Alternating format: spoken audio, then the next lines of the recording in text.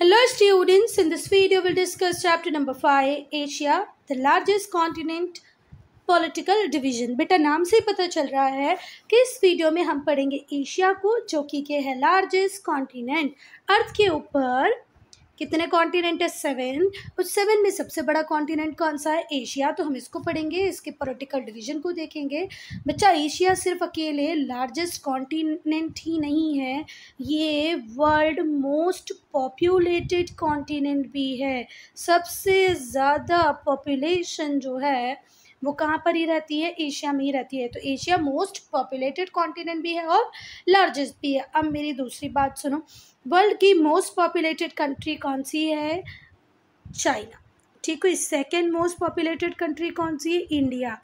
पर United Nations की एक बॉडी है Desa, DESA, United Nations department of economic and social affairs. क्या है? United Nations department of economics and social affair. तो इस बॉडी ने क्या कहा है कि इस बॉडी के अनुसार तो हम इंडिया चाइना से ज़्यादा पॉपुलेटेड बन चुके हैं। ठीक हुई बात।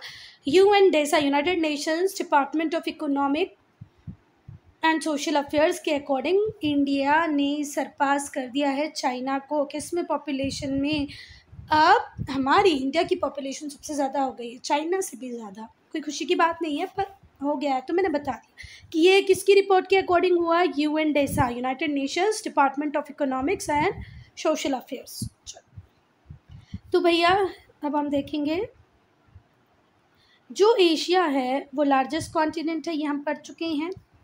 ये मोस्ट पॉपुलस कॉन्टिनेंट है, ये भी हम पढ़ चुके हैं। चाइना और इंडिया जो मोस्ट पॉपुलेटेड कंट्रीज़ हैं वर्ल्ड की, वो एशिया में ही है। चाइना भी एशिया में है और इंडिया भी एशिया में। It covers 1/3 of total land. पूरी दुनिया के पास, मतलब पूरे अर्थ के ऊपर जितनी ज़मीनें हैं, जितनी ज़मीन है उसकी 1/3 अकेले किसके पास ही है? एशिया के पास है। ठीक है बात। It is about 4 time the size of Europe. Europe के साइज़ से ये 4 टाइम है। यूरोप भी एक कॉन्टिनेंट है बच्चा, पर यूरोप कॉन्टिनेंट जो है उसके एरिया को मल्टीप्लाई बाय 4 कर दो, तब जाके आएगा हमारे एशिया का area. And 13 times the size of India. India का जो साइज़ है, इंडिया का कितना साइज़ है? 3.28 million square kilometre. 3.28 million square kilometre. इसको कितने टाइम कर लें हम? 13 टाइम कर लें, मल्टीप्लाई बाय 13, तो आएगा एशिया का एरिया। और यूरोप से हम लोग 4 टाइम है एरिया में। चलो, और टोटल वर्ल्ड का कितना एरिया हमारे पास? 1/3। जो एशिया है, Asia contains nearly 60 to 65% of world population. पूरी दुनिया में जितनी पॉपुलेशन रहती है उसका 60 to 65% अकेला कहाँ ही रहता है बेटा? एशिया में रहता है। It is broader in north than in south. North में बहुत ज़्यादा ब्रॉड है, साउथ में नहीं है। ठीक है बात। साउथ में उतनी नहीं है जितनी नॉर्थ में। नॉर्थ में ज़्यादा ब्रॉड है, फैली हुई है, और साउथ में कम। देखो, ये होता है नॉर्थ, ये होता है साउथ, ये होता है ईस्ट और ये वेस्ट। तो नॉर्थ में ये ज़्यादा ब्रॉड होगी और साउथ में धीरे धीरे करके कम होती जा रही होगी। अब हम देखेंगे location in the world. Asia सबसे बड़ा कॉन्टिनेंट है, ये हमने पढ़ लिया। पूरे टोटल लैंड मास का 1/3 एशिया के पास है, ये भी हमने पढ़ लिया। It lies completely to the north of equator except for SE Asian island. South east Asian island को अगर हम छोड़ दें तो मैक्सिमम जो पार्ट है, पूरा के पूरा जो एशिया है, वो कहाँ पर ही है बच्चा? इक्वेटर के नॉर्थ में। ये रहा अर्थ, ये रहा इक्वेटर, 0 डिग्री इक्वेटर। इक्वेटर के नॉर्थ में ये नदर्न हेमिस्फीयर होता है और ये सदर्न हेमिस्फीयर है। तो ये क्या बोल रहा है कि सिर्फ हम साउथ ईस्ट एशियन आइलैंड्स को छोड़ दें, किसको? साउथ ईस्ट एशियन आइलैंड को छोड़ दें, तो पूरा के पूरा एशिया नदर्न हेमिस्फीयर में ही है। पर आइलैंड भी तो हमारे ही पार्ट है ना बेटा, एशिया के पार्ट है आइलैंड ग्रुप्स भी। तो हम ये नहीं कह सकते कि पूरा एशिया कहाँ पर ही है? नदर्न हेमिस्फीयर में है एशिया। तो मैक्सिमम पार्ट नदर्न हेमिस्फीयर में है, पर थोड़ा सा पार्ट सदर्न हेमिस्फीयर में भी है, क्योंकि हमारे जो साउथ ईस्ट एशियन आइलैंड है वो कहाँ पर है? नदर्न हेमिस्फीयर में। It is connected to Africa by isthmus of Suez. जो एशिया है वो अफ्रीका से कनेक्टेड है, किसके थ्रू? इस्थमस ऑफ स्वेज से। And border Europe along the Ural mountain across the Caspian sea. और यूरोप से बॉर्डर बनाने की बात करें तो यूराल माउंटेन और कैस्पियन सी ये हमारी बॉर्डर बनाती है कहाँ पर, एशिया और यूरोप के बीच में आ जाएंगे, ठीक है बात। और अफ्रीका से कैसे कनेक्टेड है, थ्रू इस्थमस ऑफ सुएज। चलो अब देखो लैटिट्यूड्स। तो पहले लैटिट्यूड्स क्या होते हैं वो समझो। ये है अर्थ, और अर्थ के ऊपर हमने कुछ इमेजिनरी लाइंस बना रखी हैं। क्यों बना रखी हैं, हीट जोन्स को डिफाइन करने के लिए, साथ ही साथ किसी भी प्लेस को लोकेट करने के लिए, हम किसी भी प्लेस को प्रॉपर्ली लोकेट कर पाएँ इसलिए, और हीट जोन्स डिवाइड कर पाएँ इसीलिए हमने अर्थ के ऊपर कुछ इमेजिनरी लाइन बनाई है। ये लाइन आपको अर्थ के ऊपर कहीं दिखाई नहीं देंगे बच्चा, बस ये इमेजिनरी लाइन्स है, ठीक है बात। और अर्थ को बीच से दो पार्ट में डिवाइड करता है 0 डिग्री इक्वेटर। ये बिगेस्ट लैटिट्यूड है। इक्वेटर क्या है, इक्वेटर की डिग्री 0 है और ये सबसे बड़ा लैटिट्यूड है। इक्वेटर के ऊपर होता है नदर्न हेमिस्फीयर और इक्वेटर के नीचे होता है सदर्न हेमिस्फीयर। आई बात समझ में। इक्वेटर के नॉर्थ में नदर्न हेमिस्फीयर, इक्वेटर के साउथ में सदर्न हेमिस्फीयर। मतलब ये वाला जो पूरा पार्ट है ये नदर्न हेमिस्फीयर हो गया और ये वाला जो पूरा पार्ट है ये सदर्न हेमिस्फीयर हो गया। आई बात समझ में। चलो तो ये जो इमेजिनरी लाइन है इसमें ये काय के लिए बनाई है, किसी भी पर्टिकुलर प्लेस को लोकेट करने के लिए। तो अब हम बताएंगे एशिया का लोकेशन कहाँ है। तो एशिया का लोकेशन देखते हैं हम। एशिया स्टार्ट होता है, ये रहा इक्वेटर, यहाँ से 10 डिग्री से स्टार्ट होता है और ख़त्म कहाँ होता है 80 डिग्री पे। ठीक है बात। इतना बड़ा एरिया हमारा एशिया लेता है। साउथ, ये इक्वेटर के साउथ में क्या है बच्चा, सदर्न हेमिस्फीयर। तो 10 डिग्री सदर्न हेमिस्फीयर से स्टार्ट होके 80 डिग्री नदर्न हेमिस्फीयर पे ये ख़त्म होता है। क्या इतनी बातें समझ में आ गई। ये एशिया का एरिया होगा। चलो, लाइंग ऑलमोस्ट एंटायरली इन नदर्न हेमिस्फीयर, ऐसा कह सकते हैं कि मैक्सिमम पार्ट इसका कहाँ पर है, ये तो बोल रहे हैं पूरा ही है नदर्न हेमिस्फीयर में। कुछ आइलैंड्स हैं जो कहाँ पर भी हैं, सदर्न हेमिस्फीयर में भी हैं। जब आप बोल रहे हो कि एंटायरली नदर्न हेमिस्फीयर में तो फिर चलो छोड़ दो, मैक्सिमम पार्ट नदर्न हेमिस्फीयर में है पर कुछ पार्ट कहाँ पर भी है, सदर्न हेमिस्फीयर में भी है। कुछ आइलैंड ग्रुप सदर्न हेमिस्फीयर में। एशिया का जो लैंड मास है वो एक्सटेंड करता है 10 डिग्री साउथ से 80 डिग्री नॉर्थ तक। जैसे मैंने बताया इक्वेटर के नीचे जो 10 डिग्री लाइन आएगी साउथ में, वहाँ से स्टार्ट होकर पूरा नॉर्थ कवर करते हुए 80 डिग्री तक चलेगा। जो नॉर्थ साउथ एक्सटेंट है एशिया की इज़ अबाउट 8500 किलोमीटर। ये जो नॉर्थ और साउथ क्या है एक्सटेंट है, ये कितनी है 8500 किलोमीटर। अब देखो जैसे मैं ये बनाती हूँ, इंडिया का ही बनाती हूँ। तो ये नॉर्थ से लेकर साउथ तक का जो डिस्टेंस है, ठीक है बात, इसकी बात कर रहे हैं। पर यहाँ इंडिया बनाया मैंने, एशिया को अगर ऐसे ही बना दिया जाए तो एशिया का नॉर्थ और साउथ का डिस्टेंस कितना है 8500। ये इंडिया एग्जाम्पल देने के लिए बताया, ठीक है बात। नॉर्थ साउथ एक्सटेंड कितना है एशिया का 8500 किलोमीटर। जो इक्वेटर है वो भी पास होता है एशिया से, ट्रॉपिक ऑफ कैंसर भी पास होता है और आर्कटिक सर्कल भी पास होता है। ये रहा इक्वेटर, 23.5 पे मिलेगा आपको ट्रॉपिक ऑफ कैंसर और 66.5 पे मिलेगा आपको आर्कटिक सर्कल, ठीक है बात। तो एशिया यहाँ तक है, 80 तक है। गलत बनाया, ये इधर से नैरो है। तो देखो इक्वेटर भी आ रहा है बीच में, ट्रॉपिक ऑफ कैंसर भी आ रहा है बीच में और आर्कटिक सर्कल भी आ रहा है। ये इक्वेटर है, ये ट्रॉपिक ऑफ कैंसर है और ये आर्कटिक सर्कल है। बात समझ में आ गई। इतना बड़ा एरिया है कि इसमें से तीनों मेन लैटिट्यूड्स गुजरते हैं। चौथा भी है, वो कौन सा है, ट्रॉपिक ऑफ कैप्रिकॉर्न, पर ये एशिया को टच नहीं करता। तो तीन कौन से लैटिट्यूड है जो एशिया को टच करते हैं, 0 degree equator, 23.5 tropic of cancer and arctic circle 66.5। अब कोई बोलेगा कि क्या पूरा एशिया नदर्न हेमिस्फीयर में, तो बोलना बिल्कुल नहीं। ये 10 डिग्री साउथ से स्टार्ट होता है, वहाँ पर हमारे कुछ आइलैंड्स हैं। जो इक्वेटर है, जो ट्रॉपिक ऑफ कैंसर है और जो आर्कटिक सर्कल है इस कॉन्टिनेंट से पास होते हैं। Equator passes through Sulawesi, Borneo Sumatra island, Sulawesi Borneo Sumatra island से गुजरता है क्या? आर्कटिक सर्कल है, आर्कटिक सर्कल नहीं, इक्वेटर, सॉरी बेटा, फिर से ध्यान से देखना। इक्वेटर जो है वो हमारे एशिया के किस किस कंट्री से, किस किस आइलैंड से पास होती है? तो वो है सुलावेसी बोर्नियो सुमात्रा आइलैंड। ठीक, कोई बात। अब ट्रॉपिक ऑफ कैंसर की बात करेंगे तो ट्रॉपिक ऑफ कैंसर कहाँ से? फिर से ध्यान रखना, मैंने पहले यहाँ आर्कटिक सर्कल बोल दिया था जो कि गलत है। ठीक है बात, इक्वेटर पास करता है सुलावेसी, बोर्नियो और सुमात्रा से। ट्रॉपिक ऑफ कैंसर कहाँ कहाँ से पास होता है? China, India, Myanmar, Bangladesh, Saudi Arabia, Oman. ठीक है बात। एंड UAE, यूनाइटेड अरब अमीरात। चलो, तो एशिया की वो कौन कौन सी कंट्री है जिससे ट्रॉपिक ऑफ कैंसर पास होता है? China, India, Myanmar, Bangladesh, Saudi Arabia, Oman and UAE, United Arab अमीरात। और आर्कटिक सर्कल कौन सी दो कंट्री से पास होता है? नहीं, दो भी नहीं, सिर्फ एक ही कंट्री है, वो है रशिया का नदर्न पार्ट, नदर्न रशिया से पास होता है आर्कटिक। आप लॉन्गिट्यूड्स देखेंगे बच्चा, तो जैसे हमने लैटिट्यूड्स के टाइम पे देखा था कि जो मेन लैंड है वो कहाँ पर ही है?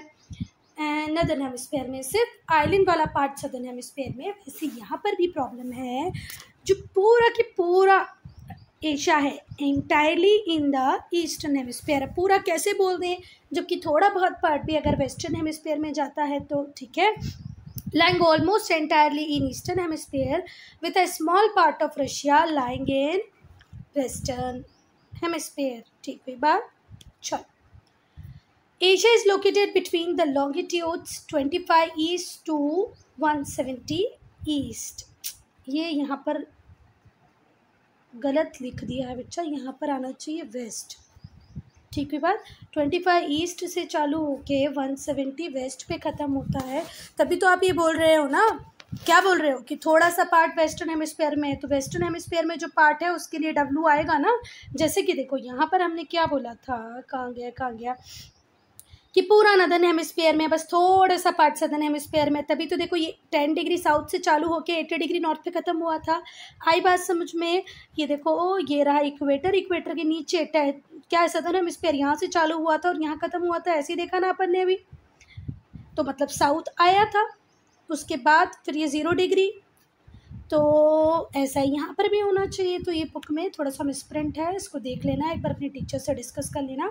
25 ईस्ट से चालू होकर 170 ईस्ट पे ख़त्म होगा। कैसे? देखो, जैसे इक्वेटर हमने बताया कि 0 डिग्री इक्वेटर एक इम्पॉर्टेंट लैटिट्यूड है, वैसे ही लॉन्गिट्यूड की बात करें तो 0 डिग्री प्राइम मेरिडियन एक इम्पॉर्टेंट लॉन्गिट्यूड है, जो इंग्लैंड के लंदन के भी ग्रीनविच से होके गुजरता है, जिसके अकॉर्डिंग हम सब हमारा टाइम सेट करते हैं।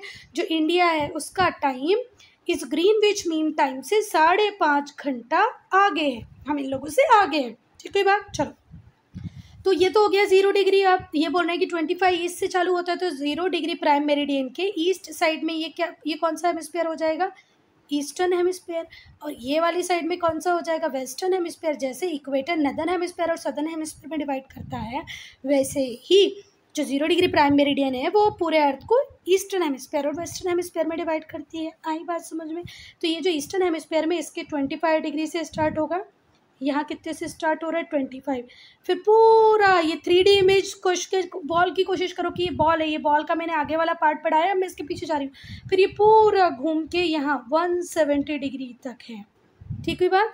25 ईस्ट से स्टार्ट होके 170 वेस्ट पे ख़त्म होता है, ना कि ईस्ट पे। आई बात समझ में?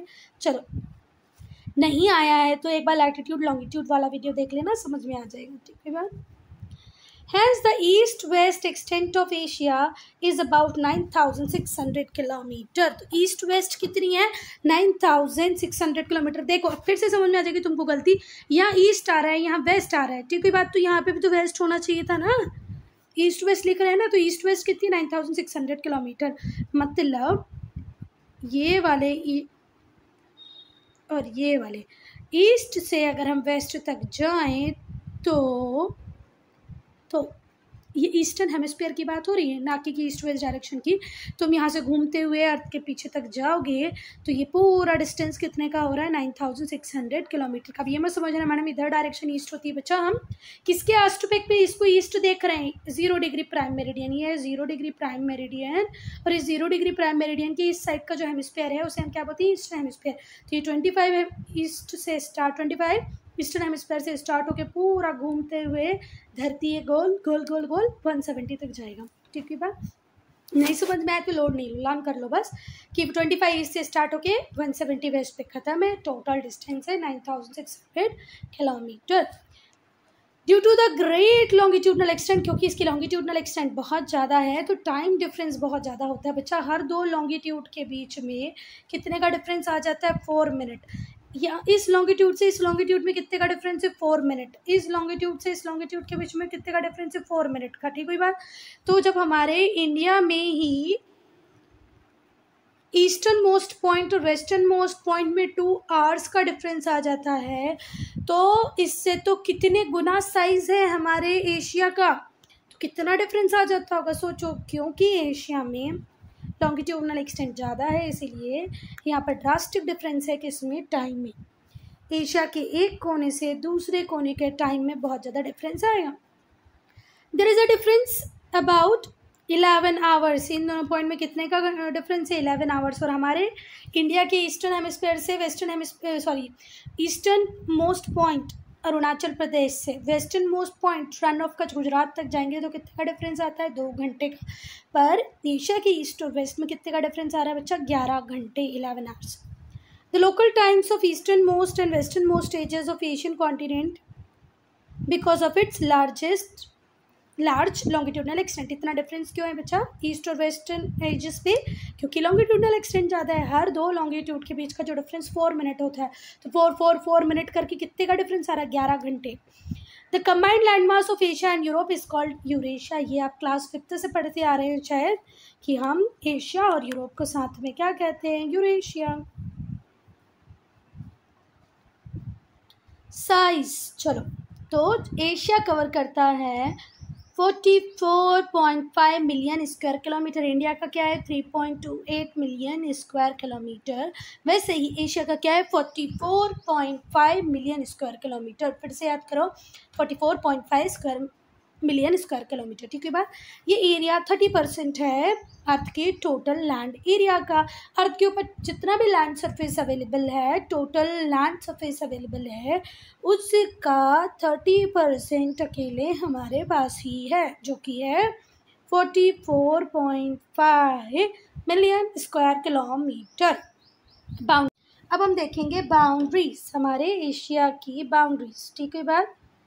तो अगर मैं एशिया को बना दूँ, अच्छा तो नहीं बन रहा है पर ठीक है बना दिया, चलो हमने एशिया बना दिया ना। तो एशिया के साउथ में मेरा फेवरेट इंडियन ओशन। एशिया के साउथ में क्या है बच्चा, इंडियन ओशन। एशिया के नॉर्थ में क्या है, आर्कटिक ओशन। नॉर्थ में क्या मिलेगा, आर्कटिक ओशन। साउथ में क्या मिलेगा, इंडियन ओशन। ईस्ट में क्या मिलेगा, तो ईस्ट में मिलेगा बच्चा पैसिफिक ओशन। अगर ये पूरा हम इसको मिला लेंगे, पूरा एशिया है, तो एशिया भले ही वेस्टर्न हेमिस्फीयर में क्यों ना ख़त्म हो, वेस्टर्न हेमिस्फीयर में ख़त्म हो रहा है, पर वहाँ पर एशिया की कौन सी डायरेक्शन जा रही है, ईस्टी डायरेक्शन जा रही है ना। चलो तो इस बात से कंफ्यूज मत होना बेटा, जो एशिया है वो ईस्टर्न हेमिस्फीयर से स्टार्ट होके पूरा इंटरनेशनल रेट लाइन क्रॉस करने के बाद थोड़ा सा आगे 10 डिग्री आगे जाता है, जिसको हम बोलते हैं 170 डिग्री वेस्ट, वहाँ तक है। ठीक हुई बात। तो भले ही वो वेस्टर्न हेमिस्फीयर में जा रहा हो, पर वो एशिया का तो कौन सा ही पार्ट होगा, ईस्टर्न पार्ट ही होगा ना। चलो वेस्ट में ये कहाँ पर है, कैस्पियन सी। तो हमारे एशिया को नॉर्थ में मिलता है आर्कटिक ओशन, साउथ में मिलता है इंडियन ओशन, ईस्ट में मिलता है पैसिफिक ओशन और वेस्ट में मिलती है कैस्पियन सी। अब जैसा मैं बोलूँ, ये इंडिया रहा, तो ये इंडिया का ईस्टर्न है, ये इंडिया का ईस्ट है, ये इंडिया का वेस्ट है। पर ये इंडिया के ईस्ट और वेस्ट दोनों ही कहाँ पर है, ईस्टर्न हेमिस्फीयर में है। क्या बात समझ में आ गई होगी ना इसको देख के। तो भले ये इंडिया का वेस्ट है पर ये है कहाँ पर, कहाँ पर है, ईस्टर्न हेमिस्फीयर में। इंडिया का वेस्ट है पर है कहाँ, ईस्टर्न हेमिस्फीयर में। वैसे ही एशिया का ईस्ट है पर वो ईस्ट कहाँ पर है, वेस्टर्न हेमिस्फीयर में है। चलो तो जो एशिया है वो बहुत सारी वाटर बॉडीज से सराउंडेड है। एशिया के नॉर्थ में है आर्कटिक ओशन, बता चुकी हूँ। ईस्ट में है पैसिफिक ओशन, ये भी हम बात कर चुके हैं। साउथ में है इंडियन ओशन, ये भी देख लिया। और वेस्ट में है मेडिटेरेनियन सी। चलो, जो कॉन्टिनेंट है एशिया का वो यूरोप से सेपरेटेड कैसे है, तो देखो दो कॉन्टिनेंट के बीच में होती है वाटर बॉडी। अफ्रीका और इंडिया के बीच में भी, एशिया के बीच में भी वाटर बॉडी है। अफ्रीका और नॉर्थ अमेरिका के बीच में भी, साउथ अमेरिका के बीच में भी वाटर बॉडीज है ना।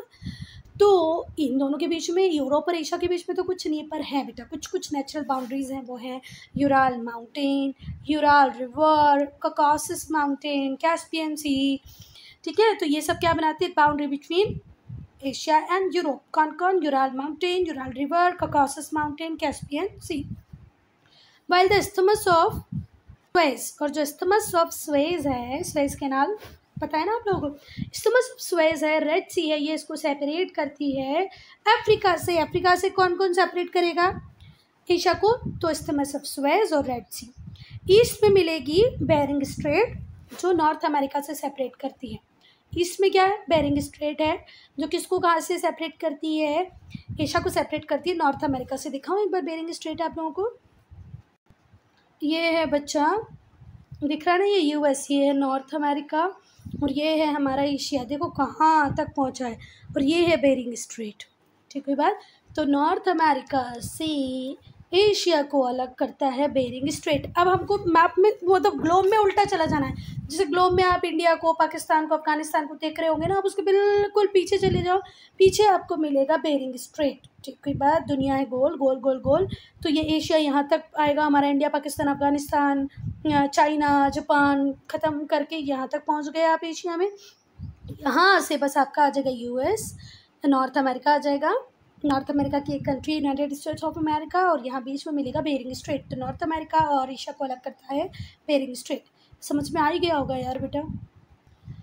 तो अफ्रीका से कौन कौन सेपरेट करता है, इस्थमस ऑफ सुएज और रेड सी, जो हमें अफ्रीकन कॉन्टिनेंट से अलग करेंगी। और ईस्ट में बेरिंग स्ट्रेट है, जो हमें नॉर्थ अमेरिका से सेपरेट करेगा। एक स्मॉल सिनाई पेनिनसुला है, जो हमें कनेक्ट करता है एशिया विद अफ्रीका। एक छोटा सा सिनाई पेनिनसुला है जो कनेक्ट करता है एशिया को किससे, अफ्रीका से। ठीक है बात, फिर से मेरी बात सुनो।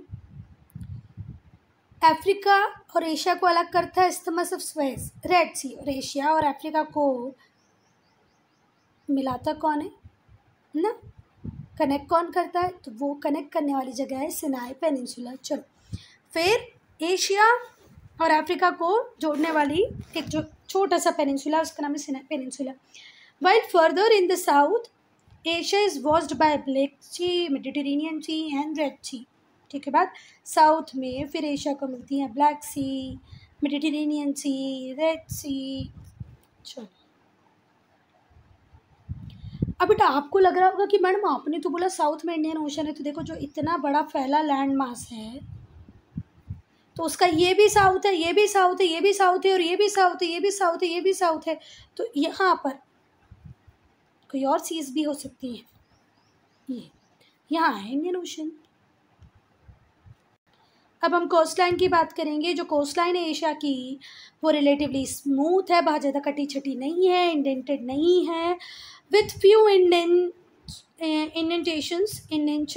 And wide openings. देखो ये जो होता है ना, इसको बोलते हैं इंडेंटेड, इस तरीके की कोस्ट लाइन होना। पर हमारी कोस्ट लाइन तो स्मूथ है, इस तरीके की है। कई जगह, बस थोड़ी सी जगह क्या ऐसी मिलेगी, ये इंडेंटेशंस मिलेंगे थोड़ी सी जगह, बाकी ये स्मूथ है और वाइड ओपनिंग्स है। एशिया की लॉन्गेस्ट कोस्ट लाइन है, Asia as the longest coast line. सबसे बड़ी कोस्ट लाइन किसके पास है, एशिया के पास है। सबसे बड़ी कोस्ट लाइन किस कॉन्टिनेंट के पास है, एशिया के पास है, वो है 62,800। ठीक है बात। तो जो कोस्ट लाइन है एशिया की वो स्मूथ है, इंडेंटेड ऐसी होती है, जो इस तरीके की कोस्ट लाइन होगी उसको इंडेंटेड, इसको क्या बोलते हैं, स्मूथ। तो कोस्ट लाइन बहुत ही स्मूथ है, कहीं थोड़ी सी जगह इंडेंटेड है, इंडेंटेशंस है और वाइड ओपनिंग्स है। जो एशिया है उसकी पूरे वर्ल्ड में सबसे बड़ी कोस्ट लाइन किसके पास है, एशिया के पास ही। कितनी है, 62,800 की कोस्ट लाइन है एशिया के पास। अब हम देखेंगे जो सी है, the Sea of Okhotsk and Bering Sea line north east. North east में क्या क्या मिलेगा बच्चा आपको? सी ऑफ ओखोत्स्क और बेरिंग सी, ठीक है। While China Sea, Yellow Sea, Sea of Japan lie in east coast. North east में मिलने वाली दो आपको सी हैं, सी ऑफ ओखोत्स्क और बेरिंग सी, और वहीं पर सिर्फ और सिर्फ ईस्ट में मिलने वाली, ईस्ट कोस्ट पे मिलने वाली जो सी हैं वो है China Sea, Yellow Sea and Sea of Japan. ये आप लोग एक बार इंडियन मैप में देख लेना। Sea of Okhotsk, Bering sea north east में मिलेंगी, मतलब ये जैसे ये रहा यहाँ पर मिल जाएंगी। फिर चाइना सी, येलो सी ये आपको यहाँ मिल जाएंगी, कहाँ पर? ईस्ट में, एशिया के। और बेटा साउथ में हैं दो बेस, और वो बेस कौन कौन से हैं? अरेबियन सी और बे ऑफ बंगाल। साउथ में आपको एशिया के मिलेंगे दो बड़े बेस, एक है अरेबियन सी और दूसरा है बे ऑफ बंगाल। जो अरेबियन सी है वो एक्सटेंड करती है एशिया को as the Persian Gulf. The Arabian Sea extends into Asia as the Persian Gulf. और जो गल्फ ऑफ एडन है, Gulf of Aden continues northward as the Red Sea. Gulf of Aden कहाँ तक पहुँचेगा? Red सी तक पहुँचेगा, Persian gulf. ये दोनों ही बहुत इंपॉर्टेंट है, ये भी आप एक बार मैप में देख लेना। जो गल्फ ऑफ एडन है वो कंटिन्यू है नॉर्थवर्ड एज द रेड सी, और जो अरेबियन सी है एक्सटेंड करती है एशिया में एज द पर्शियन गल्फ। अब बेटा ये जो आइलैंड्स हैं, इस आइलैंड्स को हम लोग पार्ट 2 में डिसाइड करेंगे। अभी हम देखते हैं डू यू नो सेक्शन को, ठीक है। तो जो इंटरनेशनल डेट लाइन है जो कॉन्साइड करती है लॉन्गिट्यूड 180 को over the ocean, bends and passes through the Bering sea. वो बैंड करती है और पास होती है किससे? बेरिंग सी से। देखो बेटा जो प्राइम मेरिडियन की लाइन है, एक जो बहुत इंपॉर्टेंट लॉन्गिट्यूड है जिसको हम बोलते हैं 0 डिग्री लॉन्गिट्यूड, प्राइम मेरिडियन, जिसके अकॉर्डिंग हम टाइम सेट करते हैं, पूरे वर्ल्ड का टाइम इसके अकॉर्डिंग चलता है। इसी के जस्ट पीछे से जाती है 180 ईस्ट और वेस्ट। एक ही लाइन है जिसको आप 180 डिग्री ईस्ट भी बोल सकते हो और 180 डिग्री वेस्ट भी बोलोगे। ये जो 180 डिग्री ईस्ट और वेस्ट है ये इस तरीके से नहीं है जैसे कि कौन सी है? Prime meridian. ये जिगजैग लाइन है, इस तरीके से लाइन है, ठीक है। और ये अब चलो पहले तो ये इंटरनेशनल डेट लाइन का यूज़ क्या है? इस लाइन से ही डे और डेट चेंज होता है। डे और डेट चेंज करने वाली लाइन कौन सी? International date line. आप पूरा चक्कर लगा लेते हैं, है ना। तो डे और डेट किस लाइन से चेंज होती है? इंटरनेशनल डेट लाइन से चेंज होती है, ठीक है। ये बैंड करती है, मतलब हर जगह जगह से मुड़ी हुई है। और इसके मुड़ने का कारण ये है बच्चा, देखो एक कंट्री अगर मैं इंटरनेशनल डेट लाइन यहाँ से सीधे निकाल देती तो एक ही कंट्री में 2 दिन होते हैं, यहाँ मंडे होता है, यहाँ ट्यूसडे होता, ठीक हुई बात। यहाँ 2 तारीख होती है, यहाँ 3 तारीख होती, तो ये तो गलत हो जाता। तो इसको अवॉइड करने के लिए हमने इंटरनेशनल डेट लाइन को बैंड कर दिया कि भैया एक कंट्री में तो कम से कम 2 डेट्स ना हो। क्या बात समझ में आ गई? तो international date line prime meridian जैसी नहीं है, सेमी सर्कल में नहीं है, वो बैंड है। बैंड क्यों किया गया बच्चा? कि कम से कम एक कंट्री में 2 डेट्स ना हो, 2 डे ना हो। अच्छा, तो बेरिंग सी के पास से बैंड है। जो इंटरनेशनल डेट लाइन है वो स्पेशल लाइन होती है। वो हमने क्यों बनाई है? डेट्स के कन्फ्यूजन को अवॉइड करने के लिए।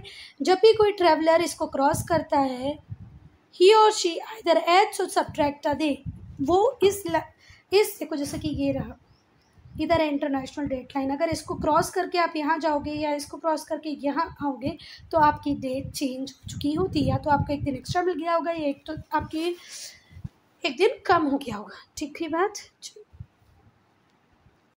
अगर इस वाली बात पे कंफ्यूजन है ना कि कैसे कब दिन बड़ा होगा कब दिन छोटा होगा, ये मतलब कब डेट आगे की तरफ जाएगी कब डेट पीछे की तरफ आएगी, मतलब एक दिन कैसे बढ़ेगा और एक दिन कैसे कम होगा, तो बिल्कुल कमेंट सेक्शन में लिखना। इस पे इंटरनेशनल डेट लाइन पे एक वीडियो बना लेंगे, ठीक है बात।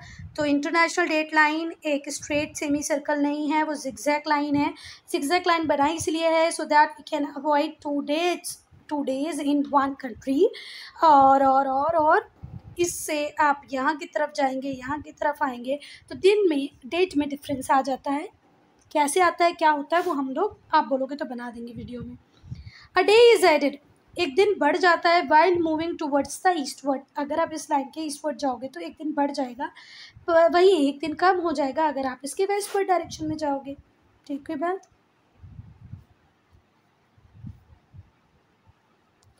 एक दिन बढ़ जाता है जब आप A day is added while moving towards the eastward direction. Eastward direction में जाओगे तो एक दिन बढ़ जाएगा, जबकि कि एक दिन कम हो जाएगा जब आप इसके वेस्टवर्ड डायरेक्शन में चलोगे.